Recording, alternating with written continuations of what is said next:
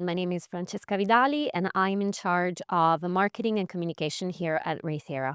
After last year's success in Rome, we will be back at ESGCT this year, and we will have a booth, not as big as the one we had last year, but we are ready to be there and come and join us. Booth 825.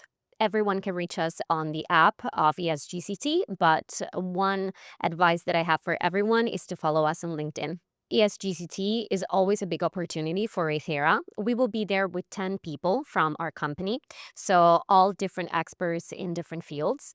And for us, ESGCT is not just an occasion to learn more, but it's also a chance to be more there with the people and to talk about innovation and to be present as ReiThera in a room full of people who understand perfectly what we're talking about.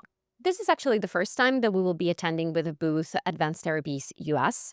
And this year in Philadelphia, we are more than ready to be there and to be more present as ReiThera in the US. We had the best time during the London's event, so advanced therapy is not really new to us, but we are ready also to understand how different it's going to be. We will be there with people from our business development department. We will be there with our head of business department based in the US. So people will be more than welcome to our booth, and we will be there for them to enjoy the networking experience that is advanced therapies.